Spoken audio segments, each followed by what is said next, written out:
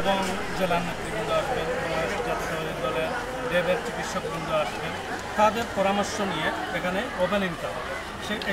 এখানে এবং 8টি স্পটে, যতটুকু আমার ধারণা, জকিগঞ্জ এবং কানাইঘাটে 8টি জায়গায় এইরকম ক্যাম্প করে দীর্ঘমেয়াদী সেটা চলমান চক্ষু শিবির পরিচালিত হবে এবং এখান থেকে প্রাথমিক সেবাগুলো এখানে দেওয়া হবে এবং যাদের জটিল এবং বড় ধরনের অস্ত্রোপচারের প্রয়োজন হবে তাদেরকে ফাহিম আল ইসলাম ট্রাস্টের পক্ষ থেকে বিভিন্ন হসপিটালে প্রেরণ করা হবে।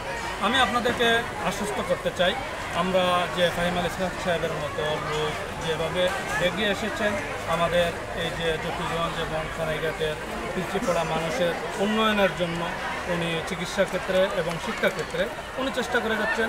আমরা ওনাকে স্বাগত জানাই। আমরা আশা রাখবো আমাদের সহযোগিতা সবসময় থাকবে এবং আগামী 14 তারিখ রোজ বৃহস্পতিবার আমি আমন্ত্রণ জানাচ্ছি, যেহেতু শহীদ প্রেসিডেন্ট জিয়াউর রহমানের ফাউন্ডেশনের উদ্যোগে সহযোগিতা করে যাচ্ছেন ফাহিম আল ইসলাম ট্রাস্টের পক্ষ থেকে। আমি আশা রাখবো জকিগঞ্জ থেকে এবং কানাইঘাট থেকে বিপুল সংখ্যক মানুষজন উপস্থিত হবে, সেই প্রোগ্রামকে উপভোগ করবে এবং সকলের পরামর্শ দেবে। সেই পরামর্শ অনুযায়ী ভবিষ্যতের পথ চলা আমাদের হবে। ধন্যবাদ।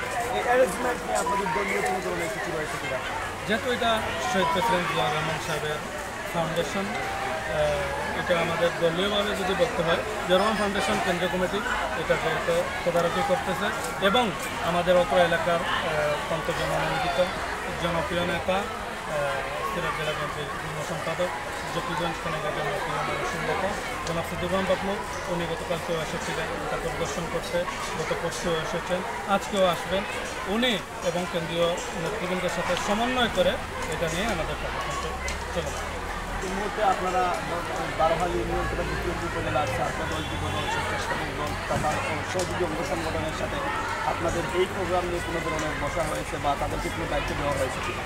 দেখেন, এটা হচ্ছে আসলে জিয়াউর রহমান ফাউন্ডেশনের প্রোগ্রাম, এটা কেন্দ্রীয় কমিটি তদারকি করে এবং এখানে স্থানীয়ভাবে যেটা সহযোগিতা করে যাচ্ছেন ফাহিম আল ইসলাম ট্রাস্টের পক্ষ থেকে, ট্রাস্টের সদস্য সচিব আমাদের সাথে রয়েছেন।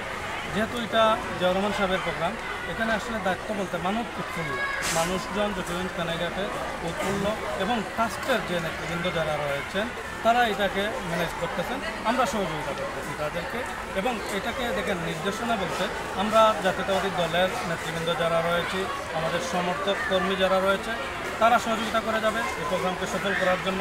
এবং আমি আশা রাখবো এটা জাতীয়তাবাদী দলের প্রোগ্রাম বললেই আপনি হবে, এটা এই এলাকার মানুষের দীর্ঘদিনের আকাঙ্ক্ষা ছিল। এবং আপনি যদি মনে করেন যে জিয়াউর রহমান ফাউন্ডেশনের একটা ইতিহাস হবে, এই যে আগামী 14 তারিখের প্রোগ্রাম, মুফস্সল এলাকায় এরকম প্রোগ্রাম অতীতে হয় নাই।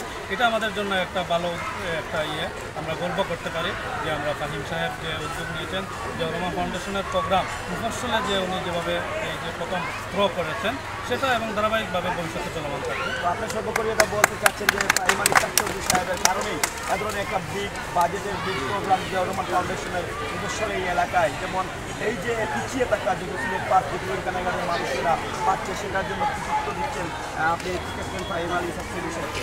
আমি দেখেন, এটা কৃতজ্ঞতা প্রকাশ করতেই হয় ফাহিম আল ইসলাম চৌধুরী যে উদ্যোগ নিয়েছেন, এটা ওনাকে ধন্যবাদ দেওয়ার মতোই। কারণ উনি দেখেন, ওনাকে